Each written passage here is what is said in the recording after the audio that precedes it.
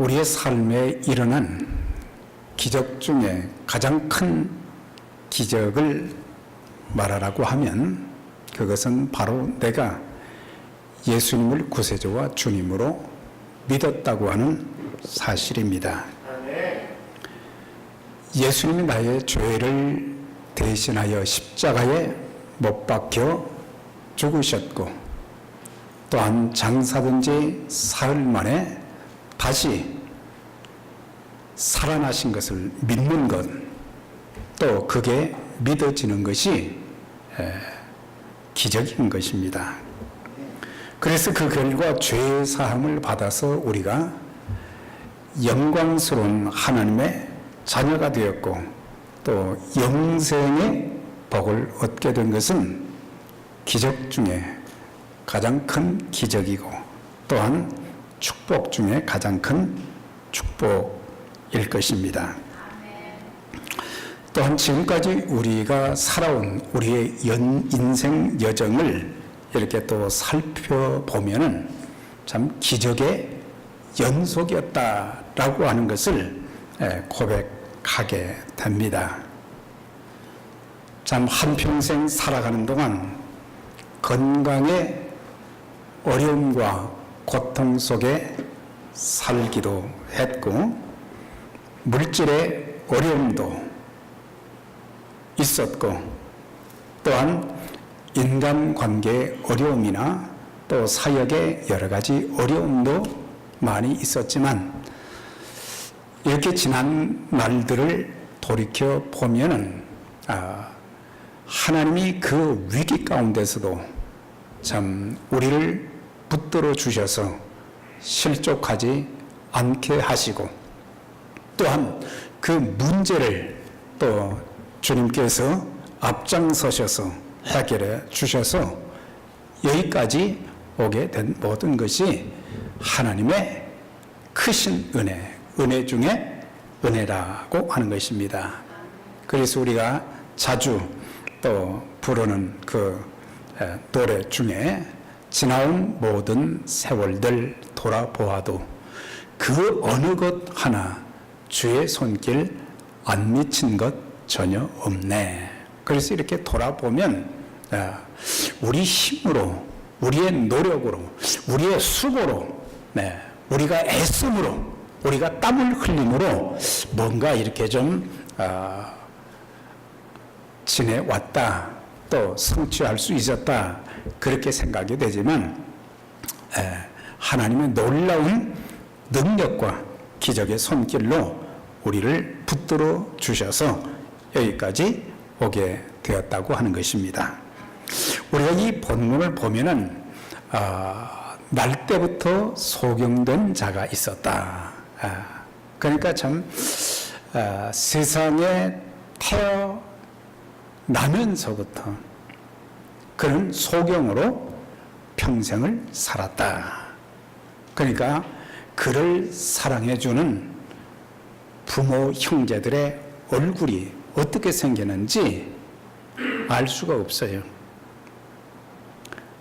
또한 그를 만나는 모든 사람들 뿐만 아니라 하나님이 이렇게 아름답게 지으신 천지 만물, 들의 풀과 꽃과 나무 이런 것들이 어떤 것인지를 전혀 이렇게 알 수 없는, 그래서 절망적인 그런 인생을 살아가는 그에게 어느 날 주님께서 길을 가시다가 이 참 소경을 보았다 그랬어요.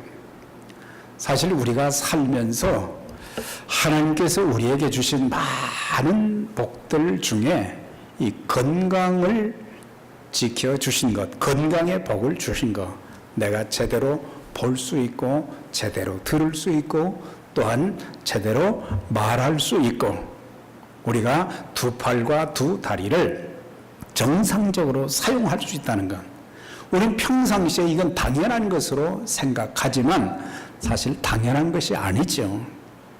하나님이 우리를 지켜주셔서 가끔가다 오래 쓰다 보니까 이제 조금씩 고장은 생기지만 그래도 내가 이렇게 볼 수 있고 들을 수 있고 활동할 수 있고 얼마나 감사한데도 우리는 이런 것에 대한 감사가 없을 때가 참 많잖아요.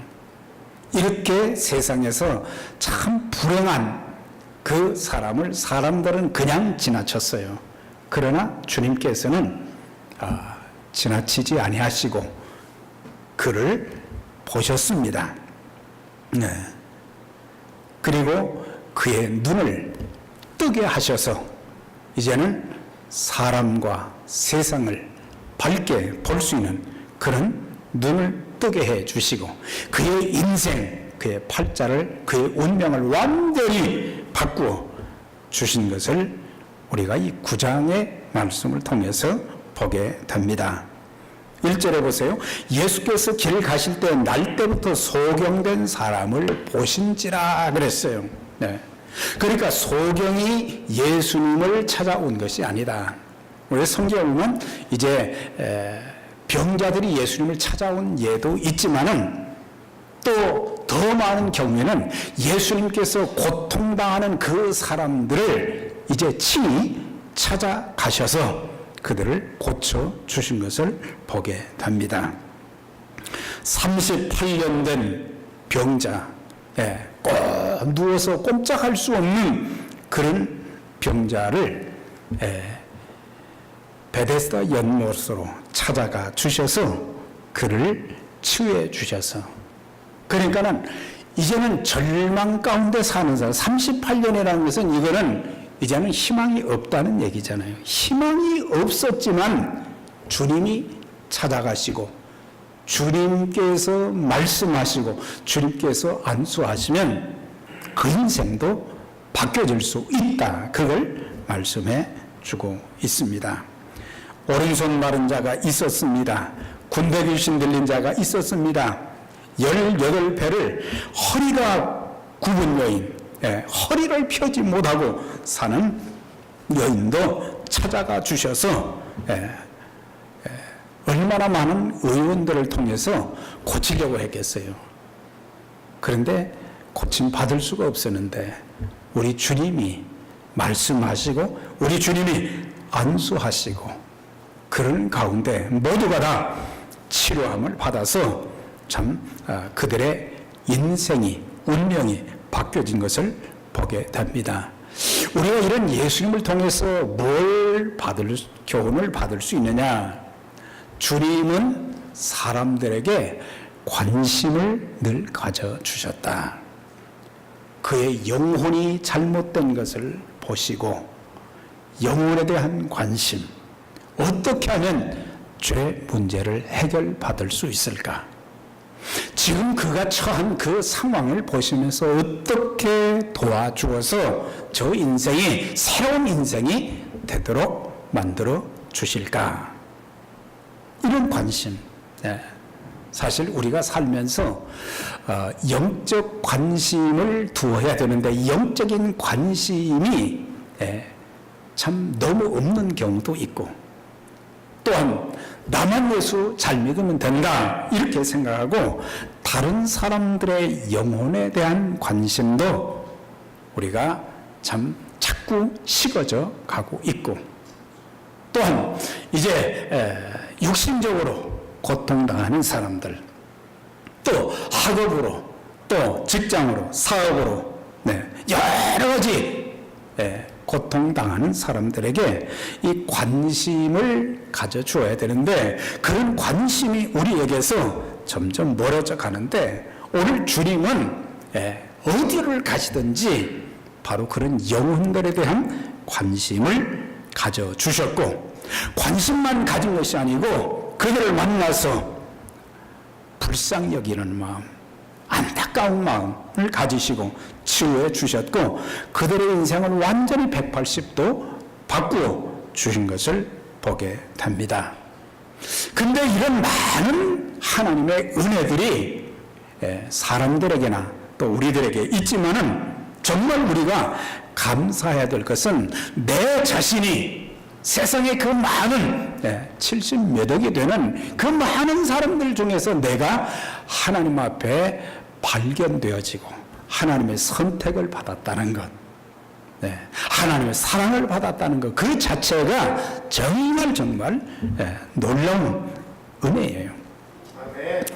사실 이렇게 그 사람들 보면요, 유력한 사람들, 그러니까 돈 많은 사람들 눈에 딱 띄거나 권력의 힘을 가진 사람에게 딱 한번 눈에 띄게 되면 하루아침에 그 인생이 확 달라지는 예들을 우리 주변에서 많이 보잖아요.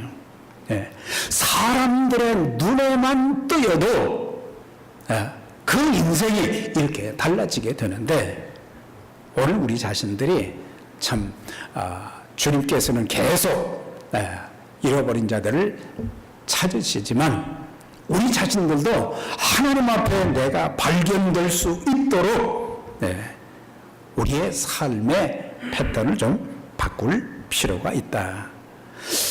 그 누가복음 19장에 보면은 삭개오라고 하는 사람이 나와요. 이 삭개오가 세리장이라 그랬어요. 이스라엘 백성들의 세금을 많이 거두어서 로마 정부에 이제 상납을 하고 또 나머지는 자기가 좀 떼먹고, 그래서 아주 부자가 된 사람이에요. 그래서 유대인들은 아주 이 세리라는 직업을 아주 싫어했다고 그랬잖아요. 그런데 이 사람이 돈은 있었단 말이죠. 수단 방법 가리지 않고 돈은 벌었지만은 그의 마음에 평안함도 없고, 뭔가 갈망하는 것이 있는데 그게 채워지지 않는 거예요. 그래서 어느 날 예수님께서 지나가신다는 그런 얘기를 듣고는 예수님이 설교하시는 그 장소에 가게 된 거예요. 그런데 키가 엄청 작았던 것 같아요. 키가 너무 작아요. 사람들이 말이죠, 예수님을 에워싸고 있는데 키가 너무 작아서 예수님 얼굴을 볼 수가 없어요. 그때 그는 생각을 한 것이, 내가 뽕나무 위로 올라가야 되겠다. 그래서 뽕나무 위에 올라가서 예수님의 얼굴을 보면서 예수님이 증거하시는 그 말씀을 이렇게 듣는 가운데 예수님 눈에 딱 띄게 된 거예요. 삭개오야, 뽕나무에서 내려오라. 오늘 내가 내 집에 유하여야 하겠다. 거기서 예수님 눈에 뜨인 거예요. 예수님 눈에 뜨이니까는 예수님이 그 집에 가게 되었고, 그는 자기가 그렇게 수련노라는 말을 들으면서 많은 돈을 모으려고 몸부림을 쳤었는데 예수님 통해서 영혼의 구원을 받고 나니까 인생이 확 바뀌어버린 거예요. 내가 남의 것을 토색한 일이 있으면 내가 4배나 갚겠습니다. 내 재산의 절반도 내놓겠습니다. 가장 귀한 예수님을 이렇게 만났는데 자신이 어떻게든지 예수님 눈에 이렇게 보이기를 원했던 것을 볼 수가 있어요. 우리가 하나님 앞에 발견되기 위해서는 그런 마음을 하나님이 내게 관심을 가져주시고 내가 주님에게 발견되는 그런 그 모습 뿐만 아니라 삶의 현장에서 최선을 다하는 그런 사람을 하나님은 눈여겨보신다고 하는 거예요.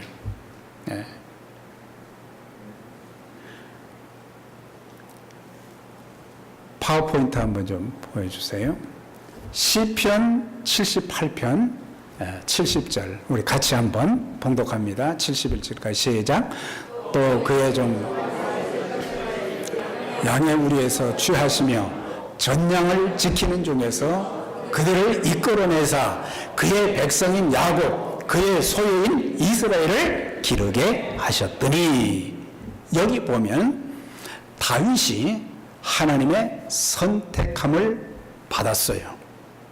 그리고 나중에 그가 어떻게 되었는가? 이스라엘을 기르게 하셨더니, 그러니까 이스라엘의 목자로 삼아 주셨다는 거죠. 그러니까 이스라엘 목자는 왕을 말하는 거잖아요. 네. 다윗을 택하신 때 이스라엘을 기르게 하셨더니, 그런데 그 다음 보면 양의 우리에서 취하시네 그랬어요. 그러니까 그가 하는 일은 뭐예요? 양치는 일이었어요. 8명의 형제 중에 막내로서 형들은 전장터에 나가고 또 다른 일도 하고 그랬는데, 그가 하는 일은 아버지 이세의 양이 많은 것도 아니고 몇 양이라 그랬어요. 양 몇 마리 정도라 그랬거든요. 양 몇 마리밖에 되지 않는데 그 양들을 키우는 일을 위해서 목자로서 양들을 먹이는 일 최선을 다했고, 또한 사자나 곰이나 자기 힘으로 그 짐승들을 막을 힘이 없어요. 그렇지만은 목숨을 걸고 양들을 그들의 발톱에서 건져내는 그런 일을 했다 그랬어요. 그러니까 그가 이 사무엘 선지자를 통해서 왕으로서, 장차 왕으로서 기름 부음을 받았던 것은, 다른 형들은 다 키도 크고 몸집도 장대하고 참 훌륭한 왕이 될 만한 재질들이 있는 것 같았지만, 하나님께서 아니라 그랬어요. 이세에게 묻습니다. 당신에게 또 다른 아들이 없습니까? 7명을 봤는데 아니라는 거예요, 하나님이. 그런데 다윗이 그때 그 자리에 없었어요. 뭐 하러 가요? 양치러 갔단 말이죠. 양을 돌보고 먹이는 그런 일을 하고 있는데 그 아들을 데리고 오라 그랬어요. 보니까 하나님께서 세워주시는 사람이다. 그것을 사무엘 선지자가 깨닫게 된 거예요. 그래서 기름을 부어서 세웠던 것을 보게 되는데, 그러니까는 자기에게 유산으로 남겨준 양도 아닙니다. 아버지의 양인데 작은 양 몇 마리에 목숨을 거는 다윗을 보셨던 거예요. 그러니까 작은 일에 최선을 다하는 거. 왜? 좀 양도 좀 많이 나한테 맡기지 몇 마리밖에 안 맡깁니까? 그런 얘기 안 했어요. 우리는 큰 것을 좋아하죠. 누구든지 큰 것을 다 좋아해요. 많은 것을 다 좋아합니다. 근데 중요한 것은 바로 작은 일에 충성할 수 있는가. 그러니까 작은 일에 최선을 다하는 그를 하나님께서 눈여겨 보신 거예요. 그래서 그가 거기서 기름 부음을 받고 나중에 사울을 대신해서 이스라엘의 두 번째 왕이 된 것을 볼 수가 있어요. 그래서 우리가 삶의 현장에서 최선을 다하는 것. 또 하나는 은밀한 중에 헌신하는 것. 하나님이 눈여겨보시는 사람들은 또 어떤 사람들이냐?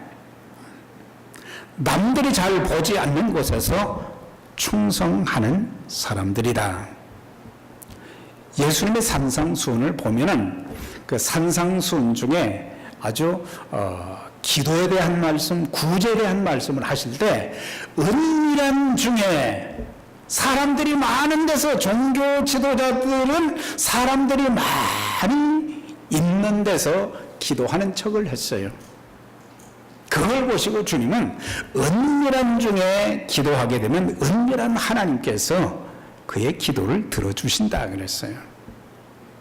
또한 구제할 때도 나팔을 불지 말고 오른손이 하는 걸 왼손이 모르게 그렇게 은밀한 중에 하나님께서 갚아주신다 그랬거든요. 그러니까 우리가 물론 사람들이 보이는 데서도 봉사해야죠. 그렇지만 사람들이 보이는 데서는 사람들은 최선을 다하지만 그러나 사람들이 보지 않는 데서는 우리는 최선을 다하지 않고 봉사도 대충 하거나 또 우리의 하는 모든 일들에 있어서 최선을 다하지 못할 때가 많은 거예요. 네. 금식하는 것도 또 사람들에게 보이려고 하지 말고 은밀한 중에 계신 하나님께 또한 금식하고 기도하라, 그런 말씀이에요. 보이는 곳에서 공개적으로 헌신하는 그 일 또한 귀한 일입니다. 우리 주님께서 이 땅에 오셔서 공생의 사역을 감당하시면서 사실 이제 공생의 사역의 마지막 부분이 되었을 때는 사람들에게 보이게 예루살렘으로 올라가셨고 사역도 하셨어요. 그러나 그 전까지는 많은 병자들, 많은 귀신들을 쫓아주시고 사람들의 인생을 바꾸어 주셨음에도 예수님께서 친히 내가 그런 일을 했다 사람들에게 전하지 말라고 그랬어요. 조용히 하려고 했어요. 그래서 우리가 하나님 앞에 발견되는 그 자체가 참 귀한 일이다. 오늘 2절부터 보면 이제 소경된 사람은 날 때부터 소경이 되었다고 그랬잖아요. 그런데 그 광경을 예수님께서 보셨고 예수님의 함께 가던 예수님 제자들도 그걸 봤어요. 예수님 제자들이 예수님에게 이렇게 질문을 합니다. 선생님, 이 사람이 소경으로 태어난 것이 누구 죄 때문입니까? 그 사람의 죄 때문입니까? 아니면 부모의 죄 때문에 그가 소경이 되었습니까? 그랬더니 주님이 하신 말씀이 하나님의 하시는 일을 나타내고자, 이거는 본인의 죄도 아니고 또한 부모의 죄도 아니다, 그렇게 말씀을 하셨어요. 그러니까 제자들의 관심은 뭐예요?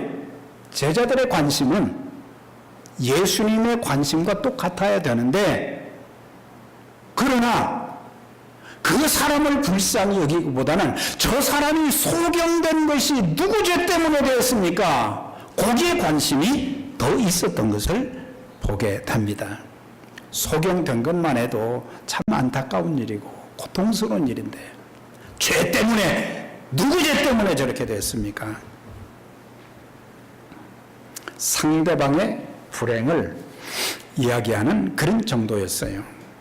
사실 우리가 이 구약 성경을 읽다 보면은 유대인들의 그 사상을 볼 수가 있어요.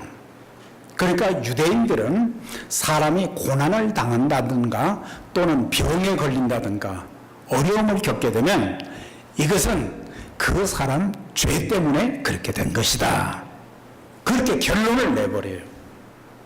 그러나 우리가 성경 전체의 사상을 찾아보면은 모든 고난이 죄 때문에만 오는 것은 아니거든요.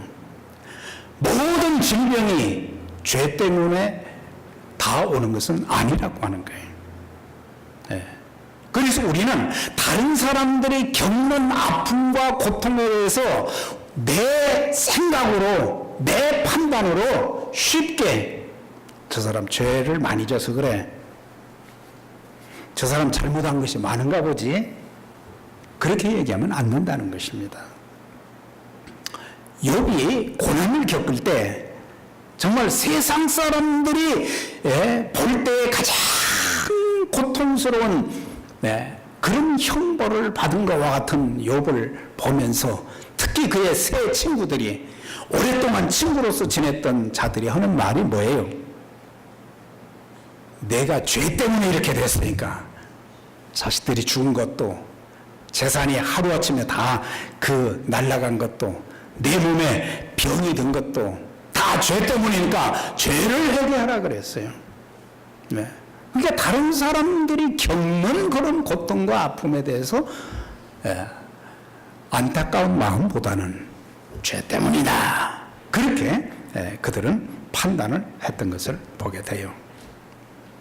그런데 나중에 욥이 뭐라고 고백을 했느냐? 42장에 보니까 내가 주께 대하여 귀로 듣기만 하였사오나 이제는 눈으로 주를 배움나이다. 그러니까 그 고난을 통해서 하나님을 전에는 듣기만 했다 그랬거든요. 그래야 이제는 내가 눈으로 하나님을 보나이다. 하나님을 직접 보는 영의 눈이 활짝 열려지는, 육신적으로 많은 복을 받았다고 할지라도 영적으로 소경이 되고, 영적으로 병들어 있다면 그것은 더 이상의 축복이 아니라고 하는 것입니다. 사도 바울에게 참 우리가 닮고 싶어하는, 예수님 다음으로 닮고 싶어하는 사람이 바울입니다. 복음의 능력이 있었고 교회를 많이 세우고 또 그의 인격과 이의 삶의 모습을 보면은, 사역의 모습을 보면 참 너무 귀한 분이거든요. 귀한 사람이죠. 그런데 그에게 병이 있었어요. 그래서 자기 자신도 하나님 앞에, 하나님, 제 육체의 가시, 병 있는 것 이거 좀 고쳐주세요. 계속해서 기도했는데도 하나님이 안 들어주시고 내 은혜가 내게 족하도다. 그러면서 깨닫게 된 것이, 나로 하여금 너무 자고하지 않도록, 나로 하여금 교만하지 않도록 하기 위해서 나에게 질병을 두셨다 그랬거든요. 바울은 그것 때문에 겸손할 수 있었어요. 영적인 능력이 대단했죠. 율법적인 지식이 대단했죠. 집안도 대단했죠. 자랑할 것이 너무 많은 거예요. 부족한 것이 없는 사람이에요. 그러니까 얼마나 교만해질 수 있겠어요. 근데 하나님께서는 바울이 교만해질 수 있는 것을 아시고 그에게 그걸 허락해 주셨다. 그 바울은 나중에 그걸 깨달은 거예요. 자기도 기도하다가 내 은혜가 내게 족하다. 하나님께서 자고하지 않도록 하기 위해서, 교만하지 않도록 하기 위해서 이렇게 하셨다는 것을 알고 난 뒤에는 더 이상 그는 그런 기도를 반복하지 않았어요. 그런 육체의 질고 속에서도 그는 계속해서 하나님의 일을 할 수 있도록 하나님 붙들어 주셨어요. 우리도 남들의 질병, 고통 당하는 것을 함부로 말하면 안 됩니다. 죄 때문에 올 수도 있지만 연단의 목적으로 하나님이 하시는 일을 나타내시고자 때로는 질병도 있을 수 있는 것이고 실패도 있을 수 있는 거예요. 그 실패가 아니었다면, 그 고통이 아니었다면, 그 어려움이 아니었다면 하나님 앞에 엎드리지 않습니다. 하나님, 왜 저에게 이런 질병, 또 이런 고통, 사고를 주셨습니까? 내가 왜 그런 억울한 일을 당해야 합니까? 왜 이런 재난이 일어나는지 알 수 없습니다. 그러나 한 가지 분명한 것은 뭐예요? 이런 과정을 통해서, 이런 사건을 통해서 우리가 하나님 앞에서 자기 자신을 보게 되는 거예요. 참 어려움이 있을 때 사람들은 어려움에만 매달려서 씨름하는 경우가 많은데, 그때 자기 자신을 돌아볼 수 있어야 되는 거예요. 그게 참 지혜입니다. 나를 돌아보면 아직도 하나님 앞에 내가 회개하지 못한 것이 있구나. 그것을 깨닫게 되는 거예요. 나의 못난 부분이 이런 부분이었구나. 그래서 계속 사람들에게 상처만 주는 거예요. 이게 좀 깎여야 되는데, 여기 보세요. 이게 다 깎였잖아요. 안 그러면 이거는 사람들에게 고통과 상처를 안겨주는 거거든요. 우리의 모난 부분들이 좀 다듬어져서 그리스도의 그 겸손과 그리스도의 인격을 닮아야 되는데 우리는 너무 모가 났어요. 그런데 그 어려움을 겪으면서 모난 부분을 깎아내고, 그래서 겸손하게 예수 믿고 주님을 위해서, 전에는 너무너무 이기적이었어요. 나만 알았어요. 그런데 그런 고난을 통해서 이제는 다른 사람도 생각할 줄 아는, 다른 사람도 배려할 줄 아는 그런 마음을 갖게 되었다는 사실이에요. 네.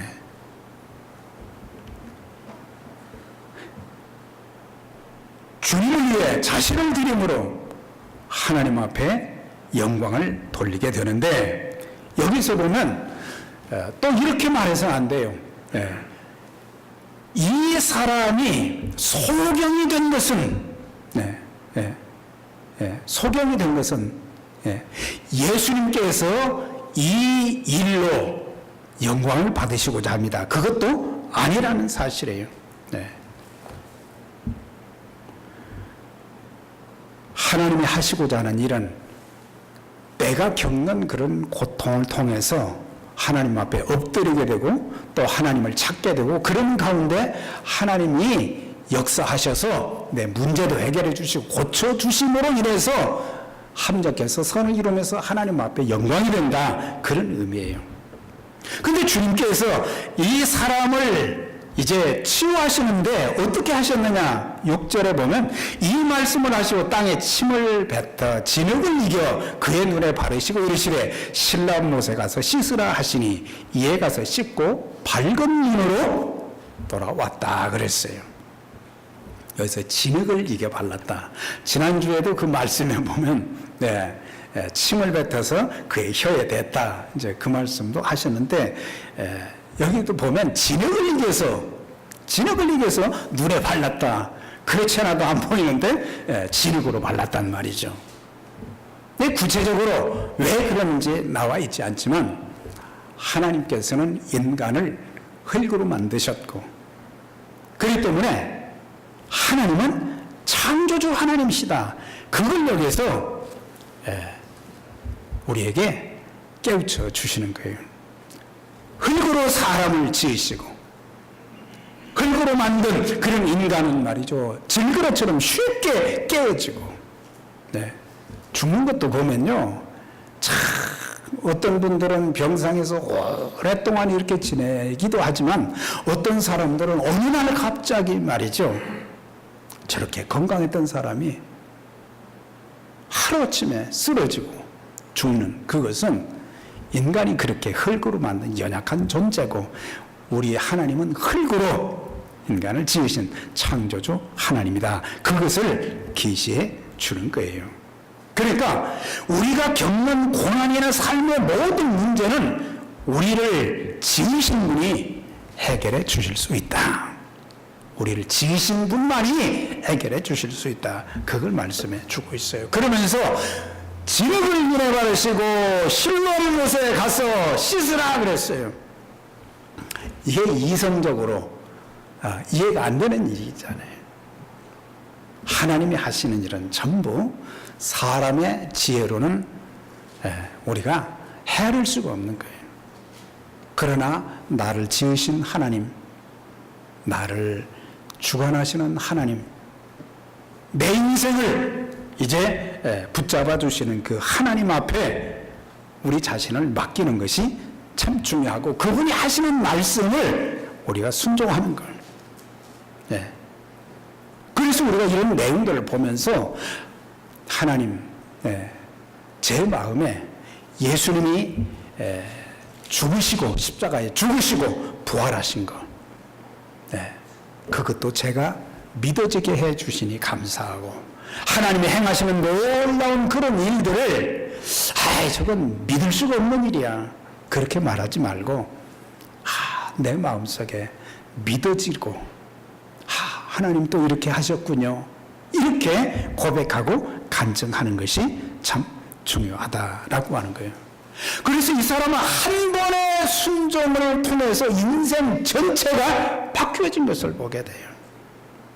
그래서 우리가 언제든지 순종해야 되지만 하나님이 내게 말씀하실 때 한순간이라도, 한 번이라도 순종할 때 놀라운 기적을 체험할 수 있게 되는 것입니다. 난 믿을 수가 없어요. 예수님 이게 뭐 하는 일입니까? 순종하지 않았다면 눈이 뜨여졌겠어요? 이에 가서 씻고 밝은 눈으로 왔더라. 밝은 눈으로 왔더라. 사람들이 깜짝 놀라면서 묻기를 내 눈이 어떻게 해서 뜨여졌느냐. 사람들이 보고 전에 그 소경하냐? 아니 다른 사람인가? 그런데 이제 직접 물어보는 것이 내가 어떻게 해서 그 눈이 뜨여졌느냐?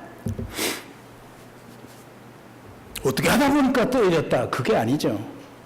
예수라는 분이 나에게 진흙을 이겨서 눈에 바르고 실로암 못에 가서 씻으라 해서 내가 그렇게 했더니 눈이 뜨여졌다 그랬거든요.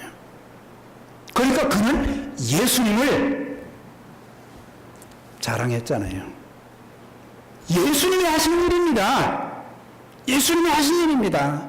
그분이 내게 말씀하시어서 나는 그대로 따른 것밖에 없습니다.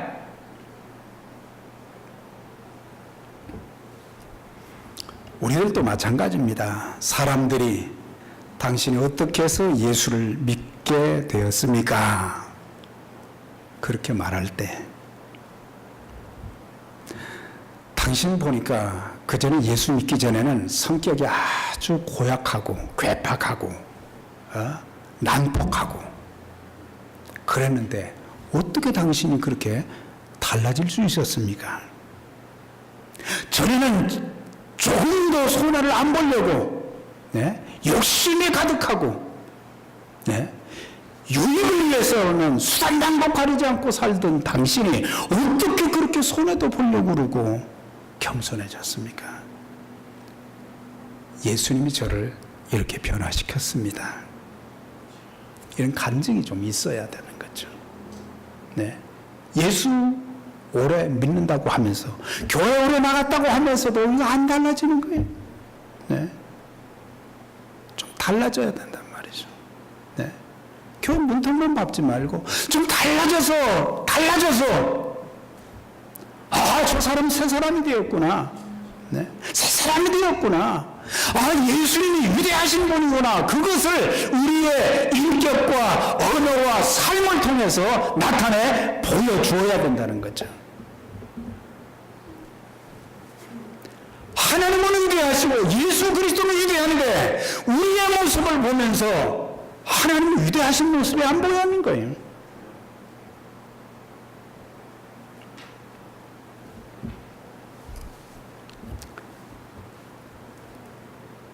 어떻게 당신 그렇게 참 감사하면서 살 수 있게 되었습니까? 어떤 그런 은총과 복을 누리며 살게 되었습니까? 예수님이 저에게 은혜를 주셨습니다. 하나님 나를 도와주셨습니다. 하나님 나를 치유해 주셨습니다. 이게 좀 있어야 된다는 거죠. 예수님이 하셨습니다. 이게 있어야 된단 말이죠. 우린 예수님을 형편없이 만들어면 안 되는 거예요.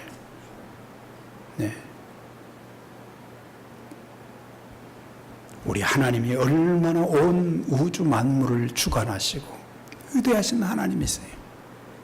그 하나님을 우리의 삶으로 너무 형편없이 만들면 안 된다. 자, 그 다음 이제 보면은 이 고침을 받은 사람들은 여기서 하나님의 은혜로 그리스도의 은혜로 이 사람이 영적으로 육신적으로만 눈이 뜬 게 아니라 영적인 눈까지 순종함으로 다 고침을 받게 되고 인생이 완전히 바뀌어졌는데 이와 마찬가지로 이 사람이 낳았던 것 때문에 사람들 특히 바리새인들 종교 지도자들이 난리가 났어요. 그러면서 이 사람에게 내가 어떻게 해서 낳게 되느냐 그 얘기를 듣고 예수님이 나를 이렇게 낳게 했다 그러니까는 예수님을 잡아 죽이려고 했어요.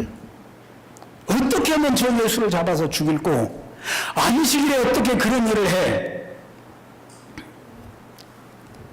그런데 왜 고쳐주셨는가? 우리가 그것도 알아야 된다. 왜 나를 구원시켜 주셨는가?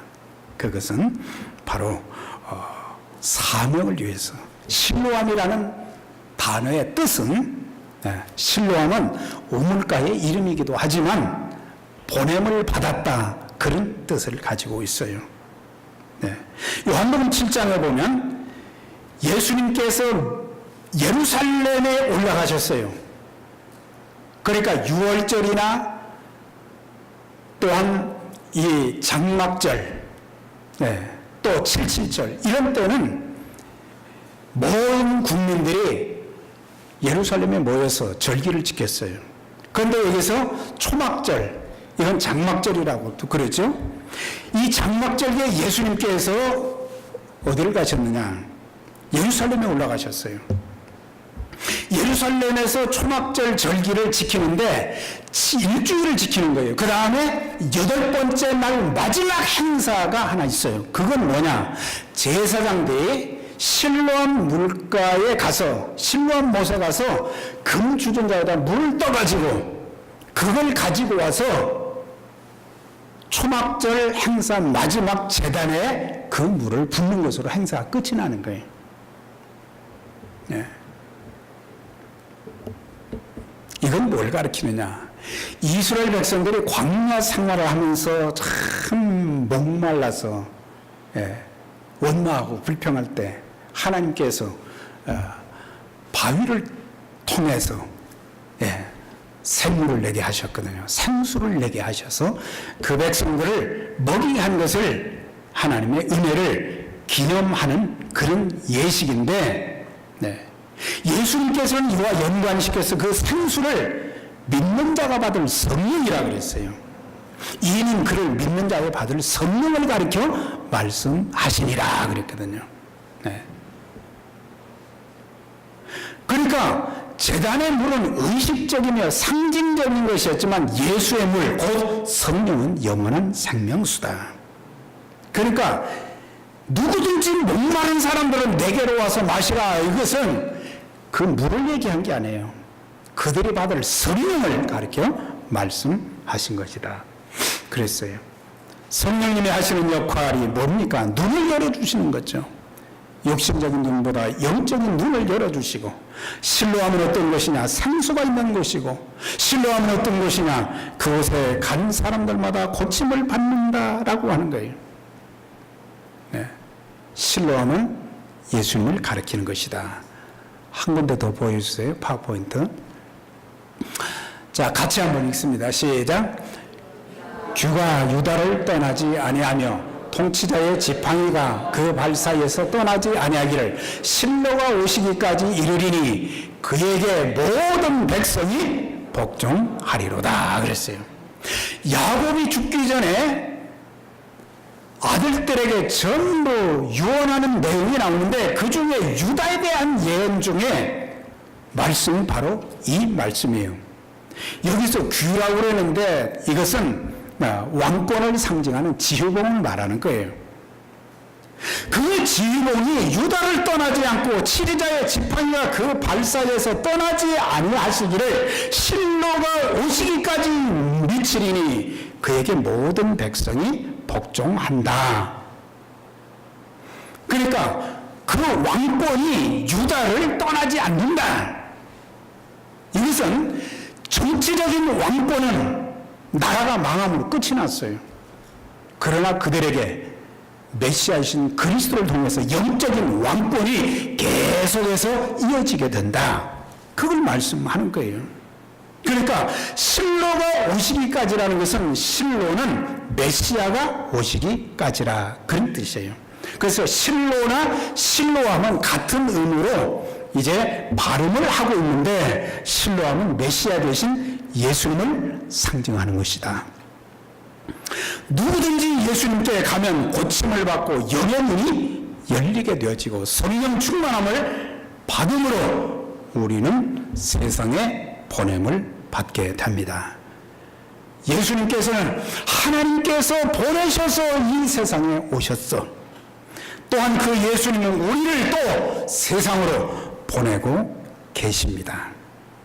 너희는 가라 그러셨어요. 주님께서 소경을 고치시면서 이제 이런 말씀을 했어요. 때가 아직 낮음에 나를 보내신 일을 우리가 하여야 하리라. 밤이 오리니 그때는 아무도 일할 수 없느니라 그랬어요. 우리가 부르는 찬송 중에 어두운 밤 시들이니 내 직분 지켜서 찬이슬 맺힐 때 즉시 일어나 해돋는 아침부터 힘써서 일하라. 일할 수 없는 밤이 속히 오리라 그랬어요. 일할 수 없는 밤이 오게 될 것이다. 우리가 병들거나 우리가 죽게 되면 우리는 일할 수 없어요. 바로 그날이 오기 전까지 건강한 기간, 살려두시는 기간은 뭐하는 기간이냐? 일하는 기간이 되어야 된다. 그것이 내 일상생활의 일도 될 수 있지만 하나님의 일을 할 수 있는 그런 기회라는 것입니다. 병들어 눕게 되면, 병들어 죽게 되면 우리는 아무 일도 할 수가 없어요. 하나님이 내게 주신 건강과 물질과 은사를 다 거두어 가시면 주의 일을 더 이상 할 수가 없습니다. 우리 모두 오늘 소경이 날 때부터 소경된 자가 예수님 말씀 따라서 순종하는 건데 눈이 뜨여지고 예수님을 자랑했던 것처럼 오늘도 우리가 하나님 말씀에 순종했더니 하나님 나를 구원시켜 주셨습니다. 나를 일 고쳐 주셨습니다. 나에게 이런 복을 주셨습니다. 나에게 이런 은혜를 주셨습니다. 이렇게 감정하면서 평생 예수님을 자랑하고 증거하는 하나님 나라 확장이 귀하게 쓰임받는 우리 모두가 되시기를 주의 이름으로 축원합니다.